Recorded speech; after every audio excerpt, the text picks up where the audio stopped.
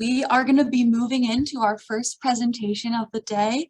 As we can see from this presentation and these polls, food is a part of who we are. It's a defining aspect of our communities and our culture, from dryland agriculture and small farms and ranches to farmers markets, local restaurants, community meals. The list could go on.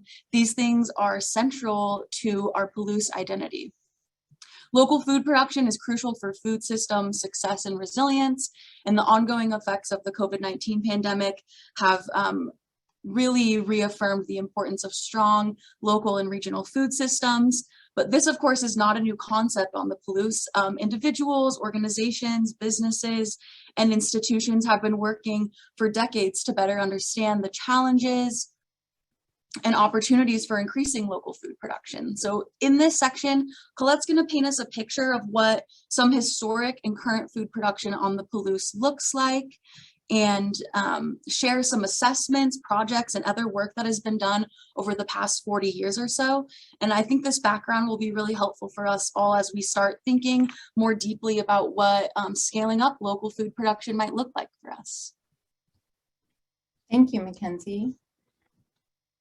So when we think about the Palouse or the Palouse bioregion, we often, I think, conjure in our minds a picture of the Palouse hills, of wheat, of, the grain, the legumes, and some of the peripheries, the mountains, perhaps thinking about Moscow Mountain, Kamiak Butte.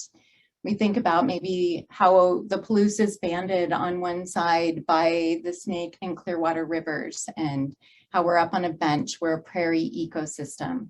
There might be a lot of things that we think about when we think about the Palouse. We might also think about the pockets of small farms that are within this landscape and the communities that we see, that we're a really rural place and that we're rich in natural resources and abundant things to do outdoors. And that, within our region, we have a surprising amount of diversity of people, largely due to Washington State University, University of Idaho, and Lewis and Clark College being within our region. But if we were to take away the political boundaries of Washington, Oregon, and Idaho, we might see a very different landscape, one that is really framed by an experience of the land, time immemorial, by the peoples who came here before white settlers. And it's really important to us with the Palouse Food Coalition that we always honor that we live and we grow on lands that are the lands of the Palouse people, of the Nez Perce and the Coeur d'Alene, and that the richness of these lands have sustained people here for many, many generations. And that the land is important to people in ways that maybe we're just learning about. And we're so fortunate today that we will have two speakers from the Fishhook Bend Band of the Snake River Palouse that are going to talk about their foodways and how this landscape is important to them. And in the past, we've had people from the Nez Perce and the Coeur d'Alene share their food stories. So this land is rich, and this land has changed over time, and it has sustained human beings for generations. And I think that is something for us to remember. And then also to remember, as we are talking today a lot about the cultivated landscape, that the cultivated landscape intersects with the natural environment, and it can benefit wildlife, other plants and animals, and create connectivity. And that really depends on how we steward the land and what we prioritize. We also have the opportunity to understand that the landscape changes over time, and that how we vision our landscape is going to really make a difference on what it looks like into the future. We have the opportunity to create the future that we want and to think about what we would like our landscape to provide for us. I'm going to show you a couple slides that are looking at fruit and vegetable production. We're really fortunate later in the presentation that Richard Schuerman is going to talk about grain on the Palouse. So I'm going to talk a little bit about fruits and vegetables. So what you see before us is census data. So the United States National Ag Statistics Service does a census of agriculture. And they have collected information for quite a number of years. In the Palouse, we have good information about fruit and vegetable production from 1939 to present. So as you can see with the green line, back in 1939 in Latah County, we had 530 farms that were producing tree fruits. And I found a resource, a 1980 publication called Idaho, the Fruitland, that said in 1897 that Latah County was the fruit capital of Idaho, and that it had 5,900 acres of orchards, primarily growing apples and prunes. So you can imagine the landscape looked quite different in the early 1900s. We had 264 farms that were growing small fruits such as berries, and we had 70 farms that were growing vegetables. And in the census data, these are farms that were producing for sale. So these are commercial farms. So let's jump forward to the last census in 2017.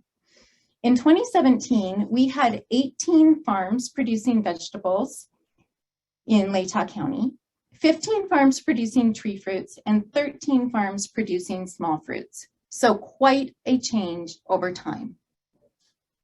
And again, with the census, the information that the census collects is based on volunteer surveys. It's collecting information on farms that are selling commercially. So it's not capturing people that might be homesteading, people that are growing for themselves, people that might be trading with their neighbors and don't consider themselves a commercial farm. This graph, we see Whitman County. So a very similar trend, about 590 tree fruit, nut, and grape producers back in 1939, 137 small fruits, and about 61 vegetable farms. Let's fast forward to 2017. The census estimates that there were 18 vegetable farms, 6 small fruits farms, and 23 farms producing tree fruits. And of course, some of these numbers, because we're focusing on production, if the farm is diversified, it could mean that more than one farm is producing more than one crop. So that's quite a different landscape. So what might this landscape have looked like? Mackenzie and I were traveling through Riggins, and we stopped at an antique shop, and we found a number of editions of the Idaho Farmer, which was a weekly magazine that was put out. It was started in 1895. So we found some editions between 1955 and 1957. And in there, we found some stories about fruit production in the Palouse region and in the Clearwater region. So I just wanted to share a couple of those stories. Here we have a picture of Richard Drury. Richard and his family lived out by Drury in Texas Ridge. They were grain farmers. They had a grain alfalfa rotation, and they had 25 acres of strawberries. The strawberries that they grew in 1955, their family had been growing for about 50 years. They had lost the name of the cultivar they were producing, so they named it the Idaho cultivar. And this particular strawberry was very delicate, very flavorful. So that initially, Mr. Drury and his father, they did drive these strawberries to Moscow, even as far away as Spokane for market, but they became so popular that by 1955, when this article was written, they no longer had to sell off the farm. Mrs. Drury spent her months of June and July on the phone scheduling people to come pick. Their entire harvest was picked, so they had relatively no labor costs or marketing costs for their strawberries. At times, there were 65 cars at their farms picking their 25 acres. Their 25 acres grossed about $500 an acre in 1955, which today is equivalent grossing about $5,200 an acre. So you can imagine that landscape was quite different. Another story I want to share is about melon production in Julieta. In the 1930s, there were 125 acres of watermelons grown in the Julieta region, which was once known for a lot of different melon production. By 1955, the melon growers in Julieta were feeling the pressure from the rise of irrigated agriculture in Hermanston, Oregon, agriculture that was made possible by the McNary Dam. The market pressure from the rise of other melons, combined with drought and lack of irrigation water in 1954, diminished the melon crops, and melon production declined dramatically. Here in this picture, we see Eugene Taylor from Julieta with one of his beautiful watermelons. They were known for being very rich and red inside.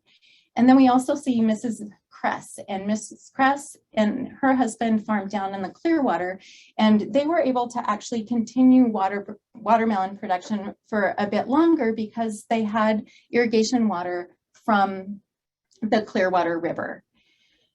So according to articles that I read in these 1955 to 1957 magazines, one of the things that really impacted the decline of fruit production in the Palouse and in the LC Valley, the Lewis and Clark Valley, was actually the rise of irrigated agriculture in Hermanston, in Yakima, and Wenatchee. And with irrigation in their climate, they were able to produce very, very high quality fruit, and that stepped into the marketplace. Another thing that really impacted fruit in our greater region and food production overall was the installation of the Snake River dams. Many of the orchards from the early 1900s were along the sides of the river, and they were flooded with the creation of the dams, as were a lot of the traditional fishing and food gathering grounds of Indigenous people. And I know our speakers from the Fishhook Band of the Snake River Palouse will be talking about that more.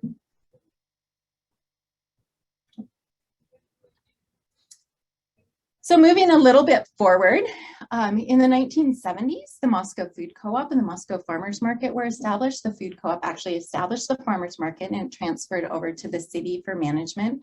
We also had our first local food assessment that was commissioned by the Clearwater Economic Development Association, looking at the opportunity to increase production and marketing of locally grown crops. And what they found in the 1980s is that consumer interest in locally grown crops was growing, and that when they interviewed retailers and restaurants, all but one that they interviewed within our Palouse-Clearwater region was interested in buying fruits and vegetable production, or buying local fruits and vegetables. However, we didn't have the production to actually sell into those larger markets. So what we saw was much more emphasis on direct markets like we've seen now. In the 90s, we saw another rise of focus around local food production, small farms in particular, and food systems. And in late 1997, there was an association that formed called the Inland Northwest Community Food Systems Association. And that organization became the nonprofit organization Rural Roots that has really spearheaded the development of local food networks and farmer-to-farmer education in our region for the last 20 years. Working cooperatively with University of Idaho Extension and Washington State University, Rural Roots and their partners created the Cultivating Success Sustainable Small Farms Education Program, which exists today. And then in the food system realm, in 2011, a number of people throughout the Palouse-Clearwater region, including the LC Valley and up here on the Palouse, came together and ultimately formed the Palouse-Clearwater Food Coalition. So we have a rich tradition of agriculture in this region, and we have a rich tradition of cooperation. We've also seen an incredible change in our landscape and the availability of local food, as Adriana has talked about. In the 90s, we didn't have nearly as many local meat producers as we have now. We weren't able to access meat. Oops, that's my alarm telling me I'm going over time. So we had quite a few fewer local meat producers. We didn't have nearly as much dairy. The small dairy herd exemption in Idaho has really changed that landscape. And now we're seeing more artisan grains in the marketplace.